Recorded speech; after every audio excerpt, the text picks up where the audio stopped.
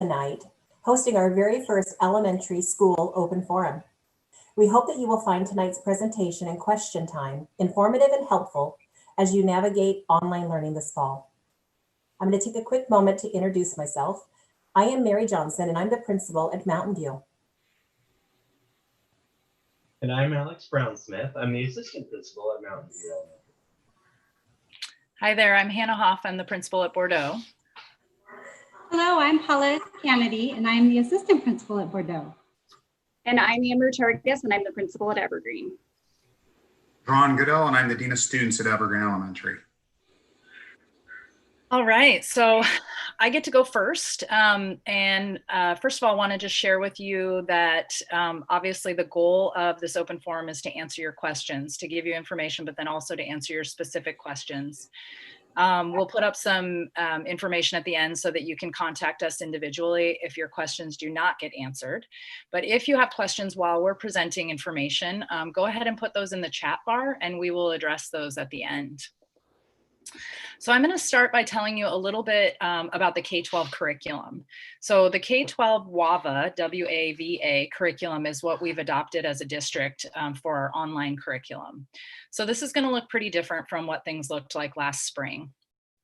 We're actually all really excited because this week we get to learn more about the curriculum. Our teachers are going to be in trainings and all of us will be in the trainings with them to learn as much as we can about how the program works and how we can use it to meet our students' needs.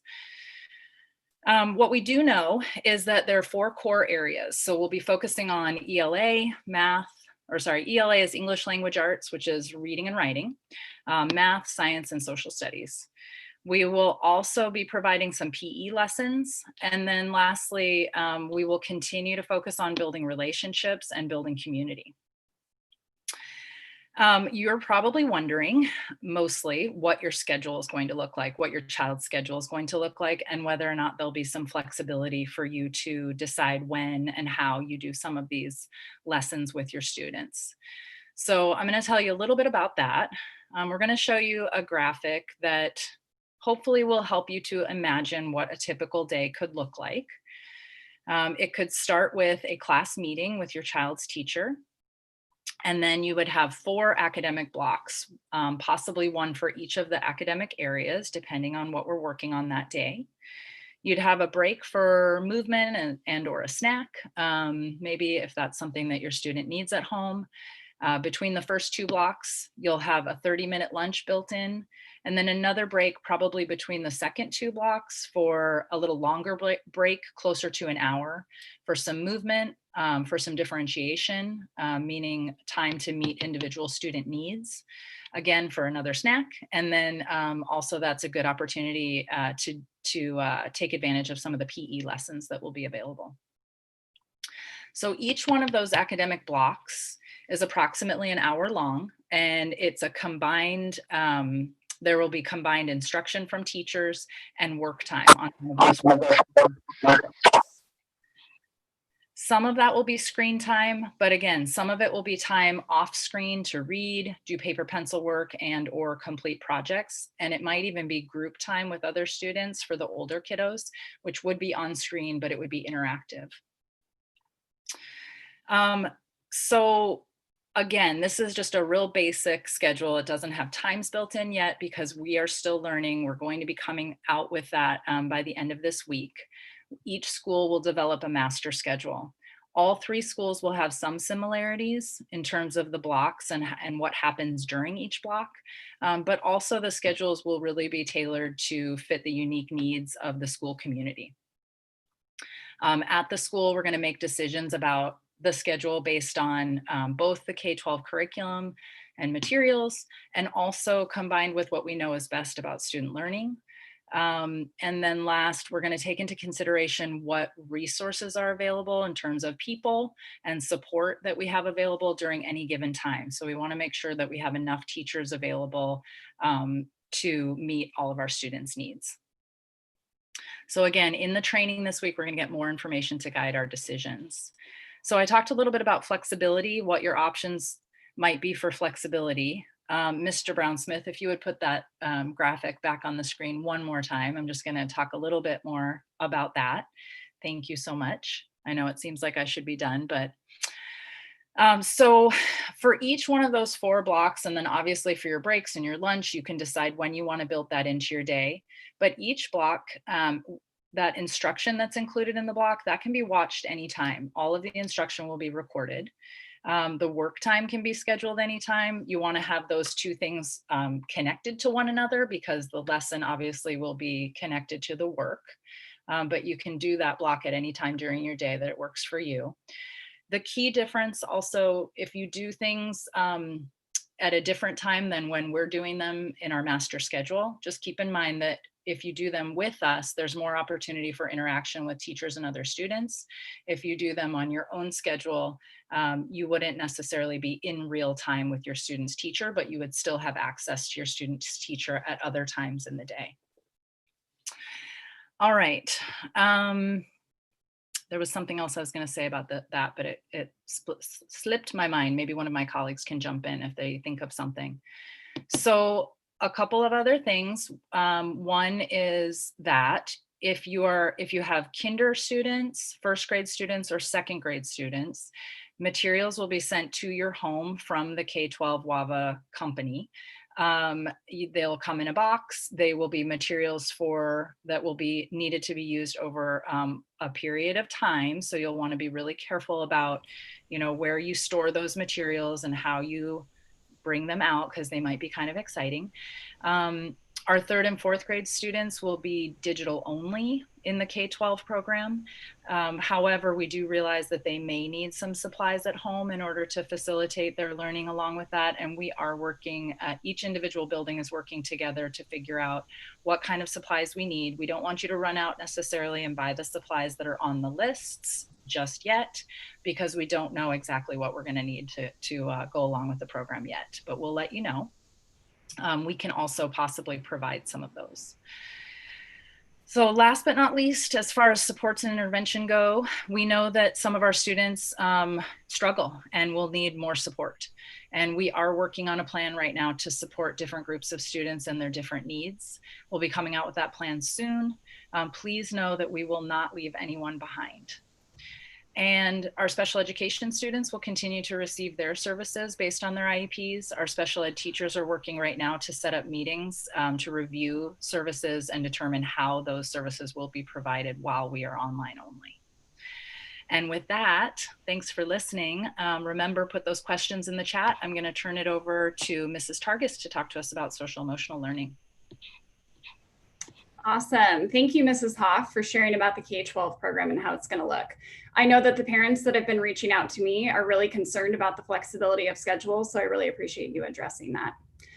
I would like to also add that at Evergreen, things will look a little different if your student is in the dual language program, so I just want to take a minute to address that. Our students that are enrolled in our dual language classrooms will be in K-12 for English, math, and science, and using a district adopted online curriculum called Maravillas to teach Spanish language arts, with social studies integrated as well. We also have some students at Evergreen that receive all their instruction in English all day. For those students, they will be using just the K-12 platform. Another important element to focus on this year is the social emotional learning of all of our students. One of the biggest challenges we experienced last spring was around engagement of students and families.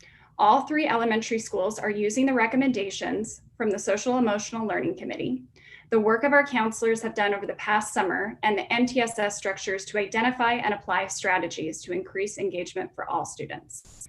Along with that, we are developing Tier 2 and Tier 3 interventions for struggling students. We recognize that our families feel a lot of anxiety as we approach the school year with many unknowns. Families and students may feel disconnected and isolated. Our #1 goal across all 3 elementary schools is to help students connect and build relationships. At the end of this presentation, we will provide you with contacts to reach out to us. We want to hear from you and help ease your concerns about this upcoming school year. Another way to build relationships and signal the start of school is arranging a back to school event. We won't be able to bring students and families into the building, so we have to get creative. We know how important a back to school event is to families and students. It's important to meet your teacher and make those first connections. We're in the initial stages right now of planning how this can look different for this year, but I will tell you our teachers have had wonderful ideas to adapt this event while still making it safe and socially distant, but still making sure we meet the needs of our students and families. We are working closely with our teachers and leadership teams to plan an open house of sorts, possibly a drive-by, meet and wave at your teacher and get some supplies. Again, we're still in the initial stages of this, but we really look forward to planning something great. And with that, I will turn it over to Mrs. Johnson from Mountain View.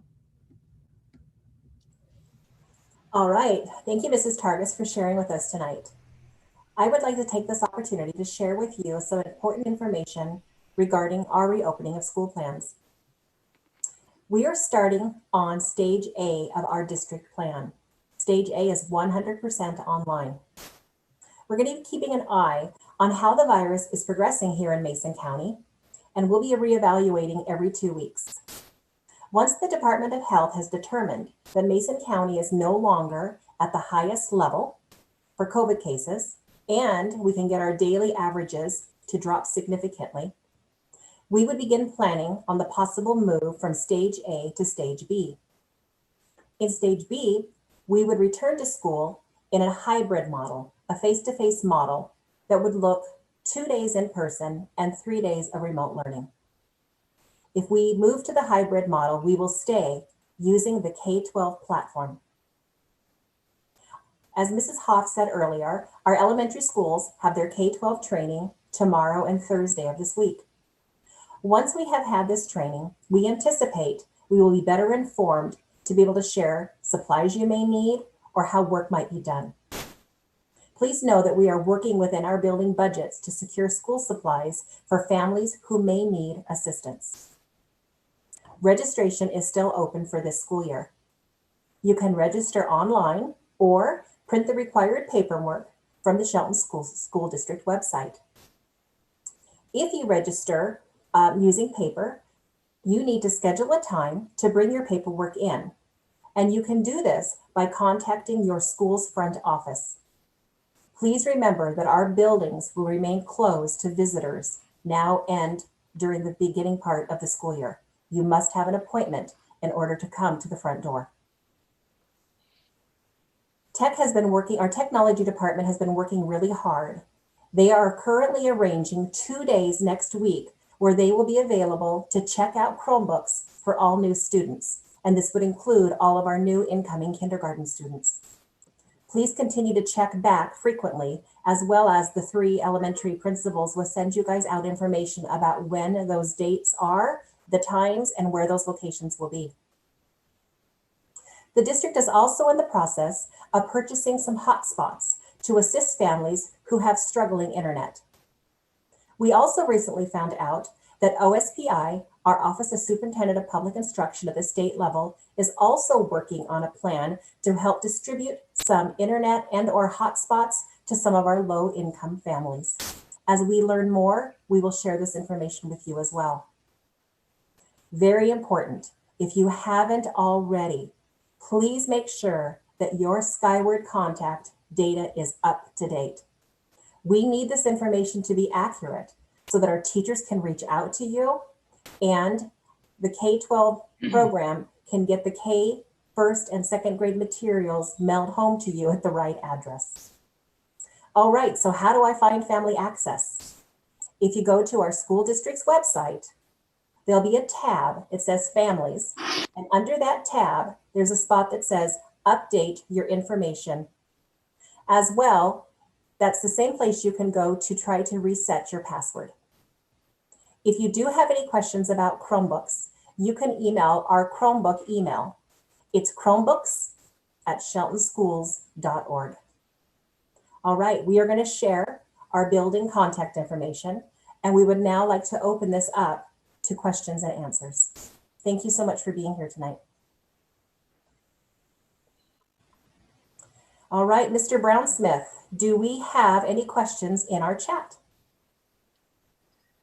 We do have some questions. We've got questions, we've got comments, and some of them are pretty specific to certain students. So I'm guessing that that's going to be a tough one to do. So we'll kind of go maybe past those ones, if that sounds okay. So, Mr. Brown-Smith, I'm going to jump in real quick and just say that it looks like a lot of the ones that are specific to individual students are related to special education. So I just want to reiterate that any student who currently has an IEP will be hearing from one of our special education teachers in the coming weeks in order to develop an individual plan for how your students' needs will be met in this online model, and how we will, again, accommodate and ensure that they're getting their specially designed instruction, whether that's at any grade level, elementary or at preschool. So hopefully that will address some of those concerns sort of globally. And then maybe Mr. Brown-Smith, if you could write down the names of those parents that have specific questions about their students, we can try to follow up with them.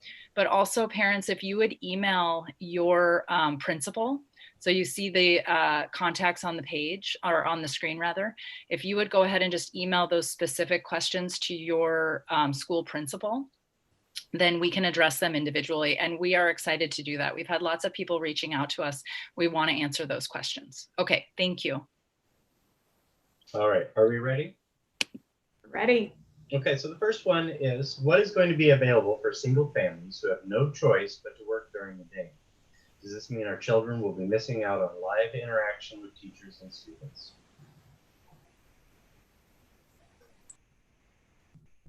So feel free to jump in, anybody else too, but since I mentioned that earlier, I want to just speak to it again. If you choose to not follow the schedule, the master school schedule, you may find that you have less opportunity to interact live with your child's teacher. However, we still plan to schedule in time so that you do have that live interaction. We realize how incredibly important it is for all of our students, but especially our young students, to have that face-to-face or at least voice-to-voice time with their teacher. We know that that connection is extremely important. Children learn from people with whom they have relationships. And so that will be one of our #1 priorities. We promise that to you. Even if you have to do it at a different time, we will accommodate that. Yeah, and I'd like to add to that, if that's okay. A couple things that we have discussed is that we are looking at the possibility of having maybe a couple evenings a week where we have some office hours. It may not be your child's classroom teacher, but it would be a teacher at that specific grade level that your child is attending that could possibly be there to ask questions to help guide maybe some of the learning that is going on. And, as Mrs. Hoff said, we anticipate that there's going to be some people that are going to have some unique situations, and that we may need to get together and work through those and help support some of our families in a different way. Okay, so next we have one about live instruction. So it says, in live instruction time, will kids be able to ask questions? So I'm going to answer that. I'm going to jump in real quick if that's okay, Mrs. Hoff. So yeah, there's actually a couple of different times of what we consider live. And again, I think we will know much more after we've been through our initial K-12. But as I've looked through the program and have been able to speak with many of my teachers, there are some live lessons that are recorded lessons by the K-12 teachers that are actually part of their program. And then there will actually be some live lessons and time where our teachers will be teaching, maybe pre-teaching a lesson or doing some differentiation, or perhaps during their classroom class meeting time where kids would be able to ask specific questions. So that probably didn't completely answer your question, but I really believe we will know more once we get through our initial training. And we do know that that is so important that they get to ask questions. So we're going to make sure that that's definitely built into the day, that they have that opportunity, because it's that face-to-face engagement as well too that we really want to ensure. Good question. Okay, next question. Will there be a way to supplement art and music at all? That's a great question. We have heard that it is embedded in the 4 core So whether students are doing ELA, math, science, or social studies, there will be opportunities for art and music throughout each one of those core subject areas.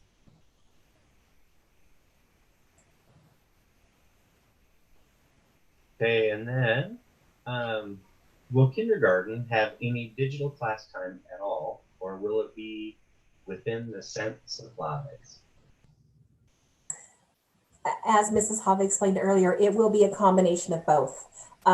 We would anticipate that at the kindergarten level that the actual instruction time, either through the K-12 lessons or our teachers' individual lessons, we've been told that they're fairly limited in time just based on the attention span and the best practices of working with young children. So there will be some of their day that will have some live lessons and some recorded lessons by the K-12, and then lots of enriching activity time in the materials that they will be mailed home. Can I add to that as well, Ms. Johnson? Yes. I was going to say, I think it's really important too, and we advocated for that as well, that kindergarten students especially have something in front of them, so something that they can really grip onto and read and engage with in different ways. So we wanted to make sure they kind of had the best of both worlds. So I think this will allow that. Okay, next one. Will parents know what supplies the kids will need for the day before the lesson starts so we can prepare ahead of time and be ready to go? That is a great question. I'll go ahead and start. And what I'm going to say is, honestly, I'm not entirely sure how that's going to work. But we do know that that's part of the success of the program, is making sure that you're ready for the next day, just like a teacher would make sure that the kids were ready for the next day. So we will be sure to build that in, even if we have to build in, a closing meeting or something like that, or perhaps at the end of each block or at the end of each lesson. But yes, we will try not to catch you by surprise. Oh, by the way, don't forget, you need a jar of peanut butter for this lesson. Just kidding. So yes, we'll make sure that we build in a way for parents and partners, learning partners, to know what it is that they need to prepare, especially if it's something as special as a jar of peanut butter for that next day. Okay, and this one is another question for special ed, but this was, will there be tutors for children with IEPs? We may have already answered that one. Yeah, I could speak maybe a little bit more to that. So Mrs. Hoff mentioned, children in special education have IEPs, individualized education plans. So one of the things that the state has asked all students with special education students to have is what's called a CLP, a continuous learning plan. So so the teacher will be meeting with the special education teacher or case manager will meet with the classroom teacher and the parent to look over the IEP and using that to develop what we call a CLIP, a CLP, a continuous learning plan, because we know that we cannot, in a 100% online model, provide the exact same support or services perhaps that were listed in the IEP.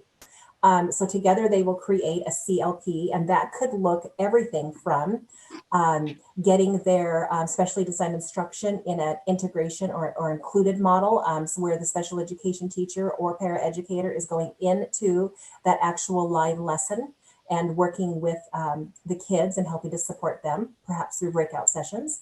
There's the possibility that they may schedule some time throughout the week. We talked about that large block, that 15-minute block sometime in the day, where there would be differentiation time. That could possibly be when some children might get their special education services as well. And we anticipate that there will be some special education students who probably will come on campus as long as we can do that in a safe way. To be getting some of their services. It will be just like an IEP, it will be very individualized. All right, and this one pertains to the preschool, and I'm not sure that we can answer it, but I want to honor the question anyway. And that was, why did they close the preschool program for the entire year unless someone has an IEP, and why is it not reopening? Many parents are wondering. Can you please read that one more time? I didn't hear you. I'm so sorry. Why did they close the preschool program for the entire year unless someone has an IEP? And why is it not reopening?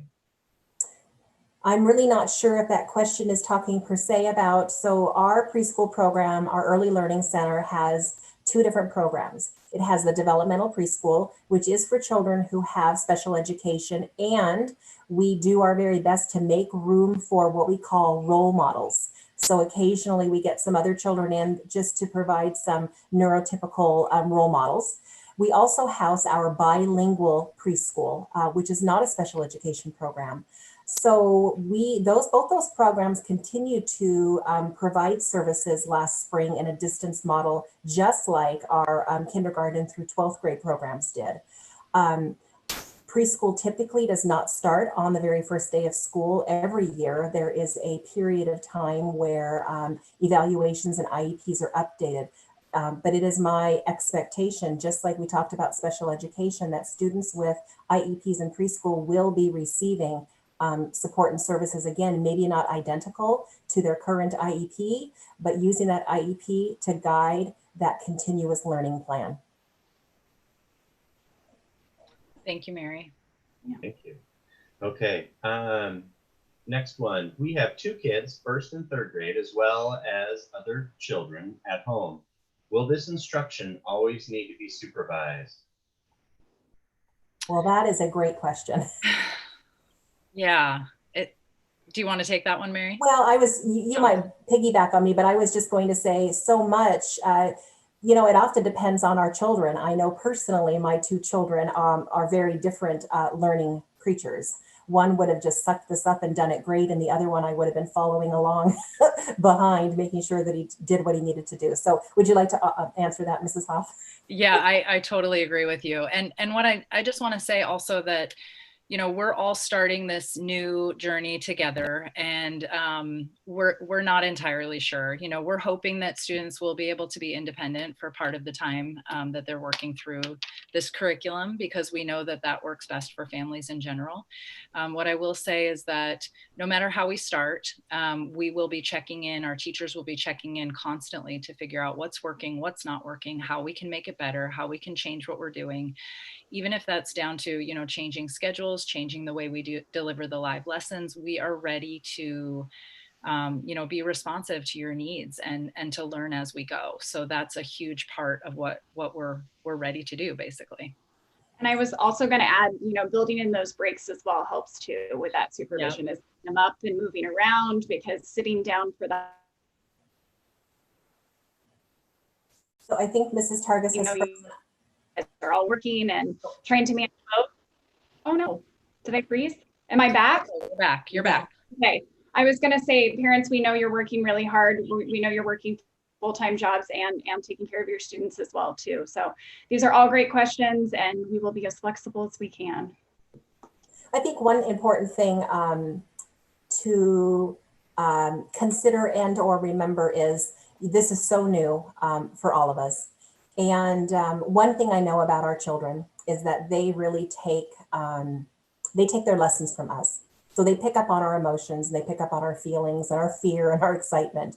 Mm-hmm. And so I hope, just like I as a building principal do often with my staff, I say, we're going to be okay. We're going to get through this together. We're going to work on the things that are not going well. We're going to support each other. That's what we do. That's what makes us so amazing. And so as frustrated and concerned and scared as you all as parents might be, I think we really need to make sure that the message we send to our kids is it's new and different. We're going to give it a try and it's going to be okay. Because if they go into it with that fear and uncertainty that we are all feeling, we've almost set them up to have, I don't want to say a bad experience, but maybe not as positive as it could be. So that kind of goes into the next question. Mr. Brown-Smith, do you see that there's sort of a segue there? So the next question is about the fact that the workload, this parent is saying that she has heard that the K-12 WAVA workload is extremely challenging. She looked into this curriculum for her family and decided that it wasn't a good fit at one point. And we know that that is a concern. We're aware of that.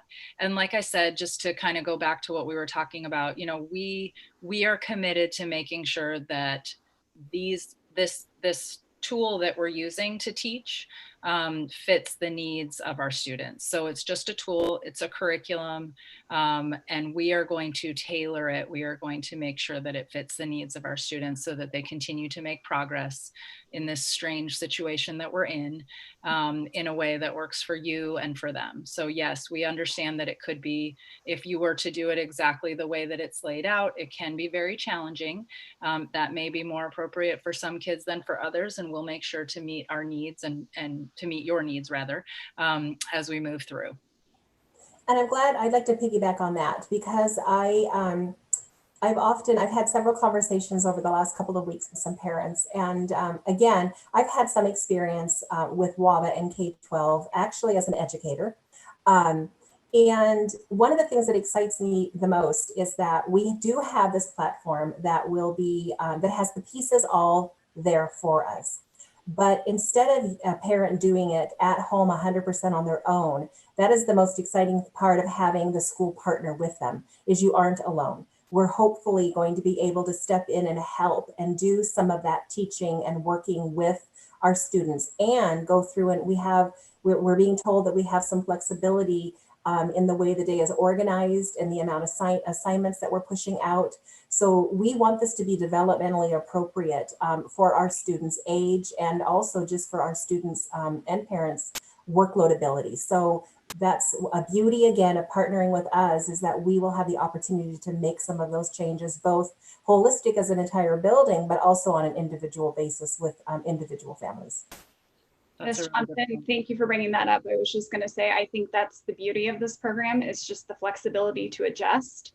I have also taught this curriculum in the past as well, and just having our teachers being the ones that are doing that know your students' needs, I think it's just really huge, and we're going to see a lot of benefit from that. Good question. Agree. Okay, are we ready? Next has to do with parents getting supplemental pay. We wish we could, but the one after that has to do with when will parents get a chance to explore the K-12, the platform, specific to the student and grade. I understand that teachers are getting it this week, and just wondering if when parents will get it. That's a great question. So as soon as we have everyone processed with the correct email and correct addresses, so again, like Mrs. Johnson mentioned earlier, this is where it's extremely important for you to check Family Access and make sure that all of your information is up to date. So as soon as we have all of our information up to date, the company will start to provide us with logins, which we will push out to parents as soon as we have.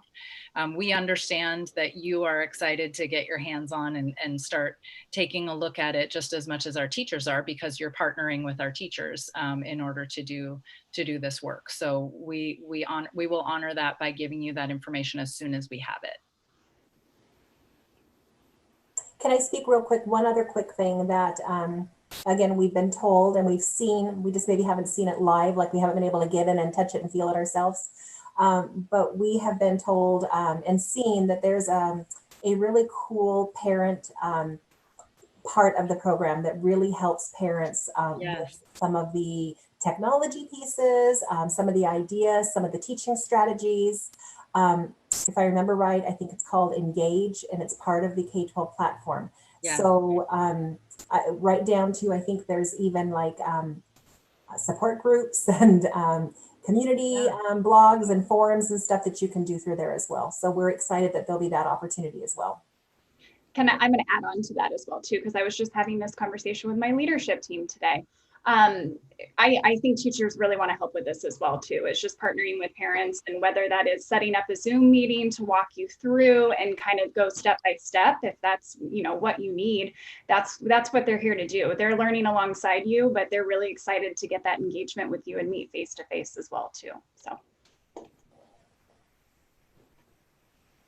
Okay. The next one has to do with childcare, and is asking if there is childcare available for essential workers. So this is something that we've talked about a little bit in open forums in the past, and we totally realize that this is a challenge for our families. Childcare is a challenging situation right now. We are not licensed for childcare. We do understand the need, we really do, but we're not a provider.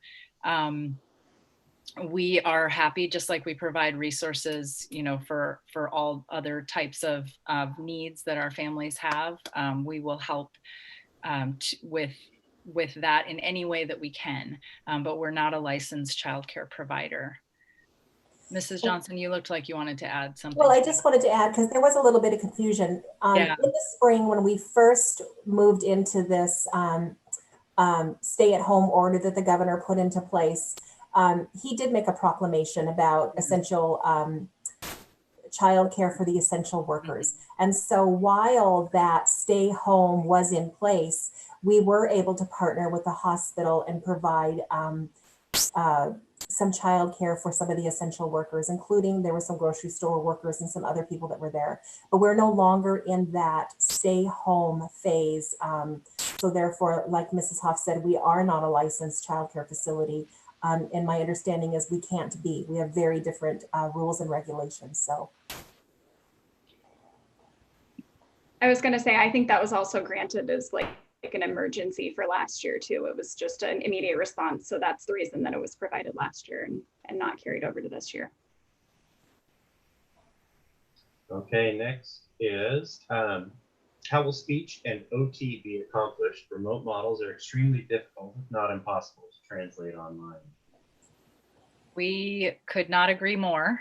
And I think, Mrs. Johnson, do you want to speak to this? You talked a little bit earlier about the possibility for bringing students in face-to-face for some of these services as needed. yeah, well, I have heard, first of all, I just have to tell you, some of the ideas that our speech and language pathologists, our occupational and physical therapists have come up with to do some home-based is pretty outstanding. So they do have some pretty cool, they've worked on some different types of lessons. They found some programs that work pretty well with a little bit of instruction and some practice time. But again, just like we've said before with children with individualized education plans, it is an individualized education plan, and the team will meet together to determine whether there can be services provided in a remote learning that will meet that child's need, or maybe that child might need some occasional direct instruction. So that will be a decision that will be made by that IEP team. Thank you. Okay, can you hear me? Yes. Yeah. Okay, next one is, will there be report cards and graded work this year? Yes, there will. And Mrs. Targus, do you want to take that one? Well, I was going to say there's going to be more information to come on this one, but yes, everything will be graded this time. So it's a little bit different than it was in the spring. And we really just want to keep reiterating that, is the experience that you had online in the spring is going to be a lot different than it is in the fall. It's a completely different setup. And so we just want to make sure that that's very clear as well too. But yes, students will be getting grades and there will be report cards. We're not 100% sure what it'll look like yet. Again, we still have to make sure we're, accessing everything through K-12 through a training, but we will have more information to come. But those are really good questions. I know that in the K-12 model, there are there'll be assignments that will be able to be turned in, right on the platform and graded. And then there's also embedded assessments. And so the K-12 curriculum follows the Washington State Learning Standards. It's aligned.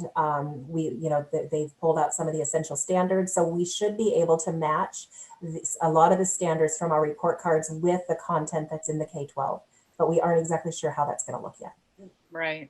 And we'll definitely be doing assessments to see, where kids are at in terms of being able to meet the standards of their grade level, so that we can provide interventions or extra instruction in whatever areas they're needing, or provide enrichment in any areas that they need. Okay. And you guys kind of answered the next one, and that was about if teachers can review assignments so that kids are held responsible. And I think that was pretty much answered. Yeah, you know what though, Mr. Brown-Smith, I'm going to speak to that just one more moment. Okay. I just want to reiterate the fact that, having a routine, having a schedule, all of those kinds of things will help to build in what you're talking about, which is accountability. So how do we hold our kids accountable? I don't know about you, but With my child, when her teacher said she had to do it, she did it. If I told her she had to do it, she didn't seem to think just because I told her she had to do it, she actually had to do it. And I've had lots of parents in the past when I was a teacher say to me, don't make it optional. Make sure that my kids know that they have to do it. So we understand that there was a lot of struggle between parents and students with the fact that things were somewhat optional in the spring. I had that struggle with my own child. And so we recognize that. So we're really trying to move out of that optional model and into a model where there's more structure and more accountability so that our kids really feel that need to, to actually follow through and complete the work and learn the skills and learn the strategies and keep moving forward with us. So that's definitely something, like Mrs. Targis was saying and Mrs. Johnson was saying, that's going to look really different with the program this year. We understand that kids need to know that someone's looking at their work and planning to give them feedback on their work in order for them to feel like it's worth doing. So that will be part of what we're doing this year for sure. Okay.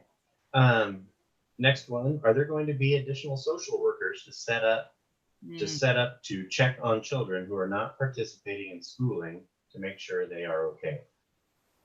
That is a great question.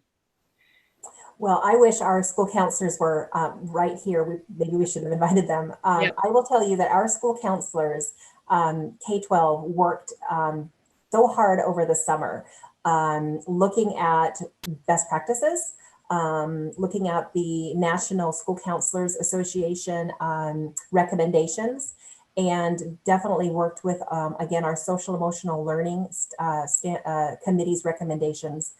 And we actually had some really great conversations at our Tier 1 and Tier 2, 3 meeting about this type of practice. So how can we? So we've identified in our district that we really need some sort of assessment that we can roll out, that could be a questionnaire of some sort for families, to be able to help us identify children who might be dealing with some real isolation issues, maybe some borderline depression from being so socially isolated, identifying children who might have some anxiety, especially, again, the children that sometimes show those in an acting out way are easier to spot than our children who are internalizers.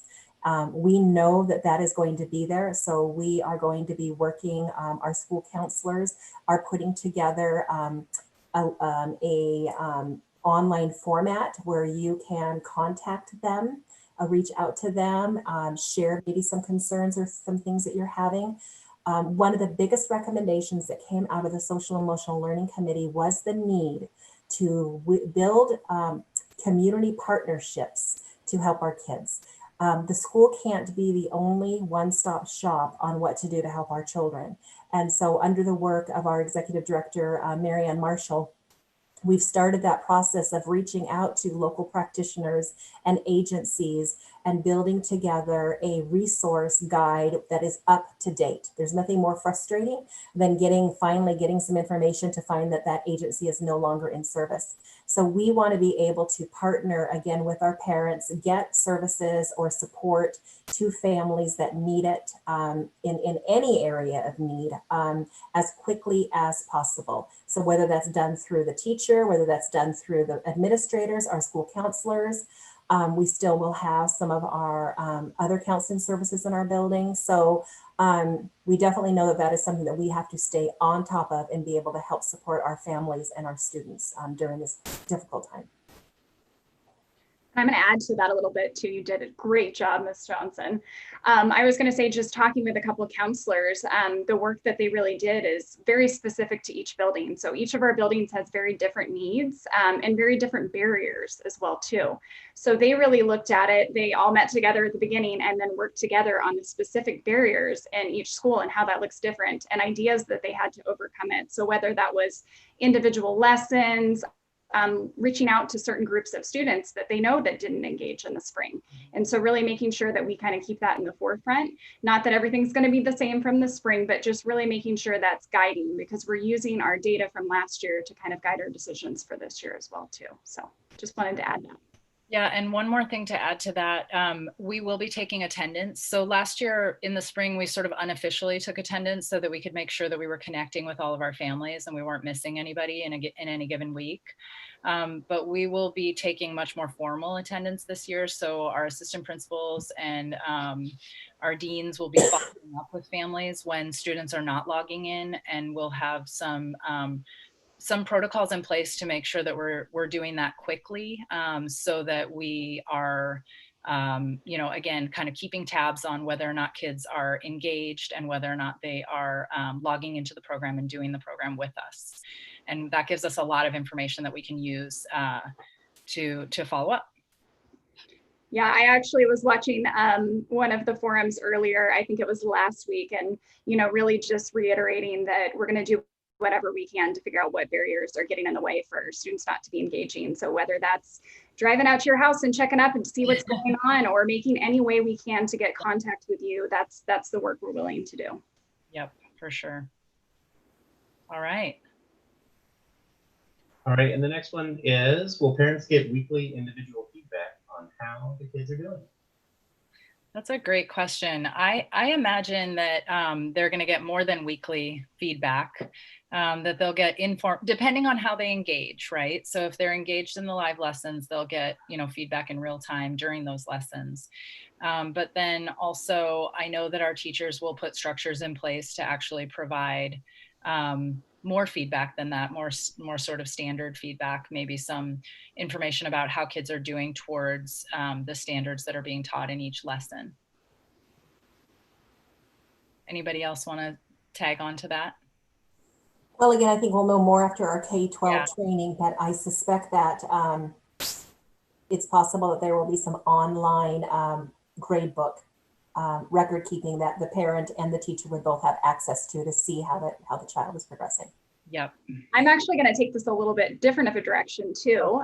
With that is that we've started having some initial conversations with our MTSS team and our leadership team about how we can incentivize student participation as well. So doing a good job, and how do we celebrate that? Because it's different than it is, in person. So finding really creative ways that we can engage with those students and say, gosh, you did a really great job this week. And so a different way to look at feedback, but finding ways to integrate the principal and assistant principals as well too, because we feel disconnected from the kids as well. So just kind of thinking outside of the box, we've had those conversations to really make sure that students are getting feedback and they're getting recognition for showing up and participating and doing a good job. So just wanted to add that.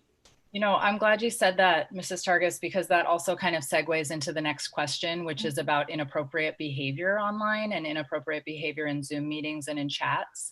So one of the things that I think we may have touched on it earlier, that all of the schools will be doing is teaching expectations. So just like we do in the classroom when we teach kids what's appropriate, what's not appropriate for school behavior, we'll be doing the same thing for the online learning piece. And then like Mrs. Targis was saying, just like we do at school, one of the most important parts of teaching expectations is then reinforcing when kids actually follow those expectations. So we will all have, like, for example, at Bordeaux, we have tickets, we have Top Dog. We have a couple of other ways that we celebrate our kids and recognize our kids daily, weekly, and every school has their own way of doing that. And we are going to be incorporating that positive feedback to students about whether or not they're meeting the expectations. That will be incorporated in the online learning as well. And then along with, just like we do in the classroom, so our MTSS teams are working to provide strategies and interventions at both a tier 1 level, which is a school-wide, so things that can be done in the classroom, things that parents are going to be able to do right then and there with their children. And then also at a tier 2 and 3, so kids that maybe need a little more support than just what is going on with everybody else. So we're hoping to be able to put some printed materials together for teachers and parents on strategies. What can I do to help my child who really struggles with sitting still? what can I do for my child who might blurt out, may not focus really well with what's going on the screen. And then we've even gone as far as thinking about the possibility of if we do have, if we begin to identify maybe some classrooms where there might be some children who blurt out or are occasionally maybe disrupting some of the learning, just like we would do in a traditional setting, we might use some staff, whether that's Mr. Brown Smith or myself, or maybe a couple of our paratechs, just like they do it in the school, they just sort of go in. So we've talked about this idea that maybe they would join a couple of these class meetings and they would do some of that pre-teaching and identify what the needs are, and then maybe do a couple of individual groups to kind of work on those skills and give them the strategies they need to be successful. So not in a punitive way, but very much in a positive, proactive way. And I'm going to add to that a little bit too, is that we have, I think at all 3 schools in the spring, we worked on really developing almost like a list of expectations and how they're different, because they look very different in the classroom than they do online. And so we really took time in teams to identify how that looks. And so making sure we're spending that time with the students, like Ms. Johnson and Ms. Hoff said, is, you know, making sure that we know what it looks like and they know what it looks like, because it's very different than walking into a school. So we're going to make sure that we take the time to do that as well.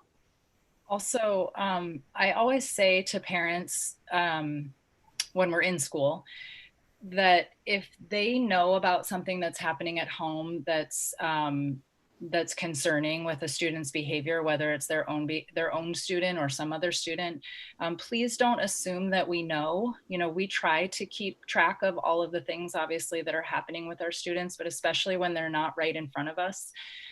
We need you to partner with us on that. So if you know about a situation that's happening where a student is not doing well, or you notice something that happens in a face-to-face interaction that didn't sit well with you, we really need your feedback in this process.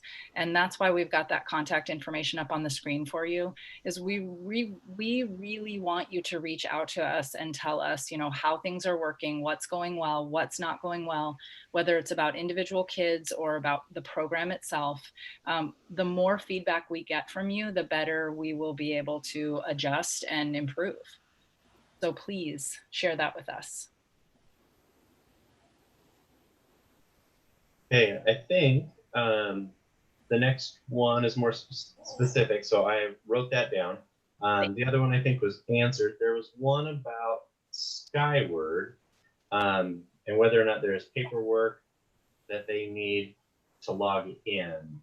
But as far as I know, they should be able to just log in from any computer. Is that right? Yeah, that's a good question. I think this is specific to new kindergarten students. So they're wondering if the paperwork that they've filled out already is enough for them to gain family access. And I want to say, yes, it is, and that they just need to go online and set up their account. But again, if they have any problem with that, they can reach out to any one of our front office staff, and the staff can help them, or even one of us can help as well. And then while we're on that topic, there was something I wanted to say earlier for those of you that are listening, or if you watch later, your students, I know there's a lot of anxiety because people haven't necessarily heard from their individual teachers yet. They don't know who their individual teacher is yet, but we want you to know that that information is coming out within the next week or next week sometime, I think, at all 3 schools. That you will receive some contact from your child's individual teacher, and that includes kindergarten students as well. So if you've registered and all of your paperwork is all complete, then you're good to go. We're just placing you in a classroom and your child's teacher will reach out to you. If your paperwork is not complete, then one of our secretaries will reach out to you and set up an appointment for you to finish your paperwork. So no worries there. We've got it all going. It's just going to take us a little bit. Our secretaries just came back to the building within the last week or so, and they're working through emails and phone calls and paperwork to follow up with all of the people and all of the requests. That includes transfer requests. So if you made a transfer request, either in district or out of district, you should be hearing sometime next week about whether or not your request will be granted. All right. I think that's it for questions on the feed. Last one was just a comment. Now, her son really loved getting paws. I didn't hear that. Her son loved getting paws. Oh, So yeah, those big paws at Bordeaux, that's one of the things that we do at Bordeaux to positively recognize groups of students. So we like to recognize at all three schools, you know, we recognize individual behavior when kids are following expectations, but we also recognize groups when groups of students, like a whole class, is following expectations. And so we're planning to do that same thing in our online platform because we know how important that is for students' motivation, and again, for building that connection between teachers and their students. So that's a priority. Anything else, team? Closing comments? I was going to say, I think I had a couple questions that I've been getting from parents over the last couple of days in my robocall I put out. If you have any questions, just send us emails and we'll make sure that they're brought up. Is about Chromebooks. And so if parents don't have Chromebooks already checked out, so specifically probably for kinder, this is going to be really important. So we will be getting out dates next week, is my understanding, of times and dates where you can come and check those out. And so we'll make sure they're socially distanced and you have access to that as well too. But if you go on the website, there's also a contact number that you can actually call. It's the first thing you see right on it. It's an emergency reminder. So that's also a way to access. And if you have any concerns about that too, you can also call us at any of our locations. Were there any other questions, Amber, excuse me, Mrs. Targis, any other frequently asked questions, or any of our assistant principals, any frequently asked questions that you're thinking about, maybe something that we didn't cover? All right. Not any frequently asked questions, but all the principals did say it, and I know if you have any questions ever, just please contact us. We're a phone call or email away. Any struggle you're having, that's how we want to support you. So please reach out to us at our buildings, and we would love to hear from you. Thank you, Mr. Goodell. I noticed that one last question popped up in the chat about personal computers. So Chromebooks are available, but if you do have a personal computer that works for you, I don't think that that's going to be a problem. I think that that's just perfectly fine way to access K-12. Sometimes when we use different types of devices, like if you're using a phone or if you're using an iPad or some other tablet, it can be a little bit tough for us to be able to help you navigate through the program. So there could be some differences between, you know, what you're seeing and what we're seeing, but we can work through those kinds of things with you guys. we have a great tech department, and they are working. I guess I just have to put out this I just have to say that I have never worked with a more incredible group of educators, whether we are talking about our technology department, our teachers, our paraeducators, our bus drivers, everybody, to step in and try to figure out a different way of doing things. I would say that as professionals, we have learned more in the last 6 months than we have probably learned in the last few years of teaching. We've stepped up the game. We've all entered what's now considered the 21st century. It was maybe a little more painful for some people than others, but it is really outstanding what we can do when we all work together and help each other out. And that is what you're seeing here. So if we can't answer it, we have somebody, a phone call or an email away, that will get on it and do our best to get back to you guys. We don't expect it to be perfect. We know that there's going to be some things that are going to come up, but we are committed to making sure that we work through those things with you guys together, no matter who it takes or what it takes to be able to do that. So please know that we really see ourselves, as we always have, even more so, as partners in your child's education.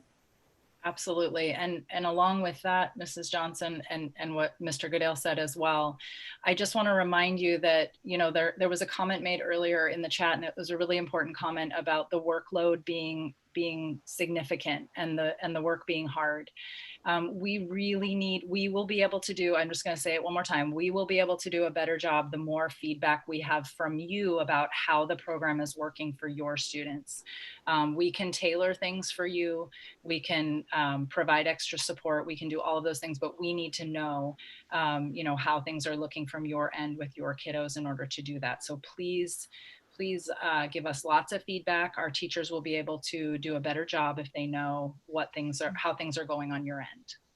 But with that, can I follow up and say, but also be patient. So like I said, our teachers are getting their very first taste of K-12 tomorrow and Thursday. And so we ask for just a little bit of grace with them. They have done an outstanding job and we know they will continue to. And again, they want this to be successful.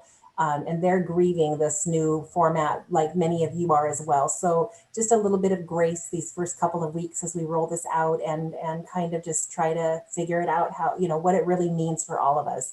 That would just be greatly appreciated. It will go a really long way. And we promise to have the same grace for our parents who are working their way through this as well. So we get it. We're all in this together. I know we say that a lot these days, but it really is true and important to remember. So thank you.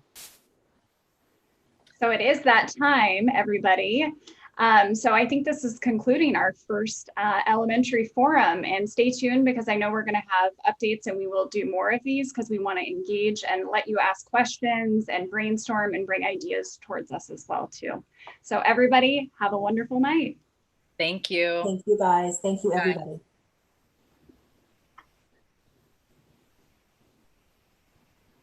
Okay, I have ended the stream on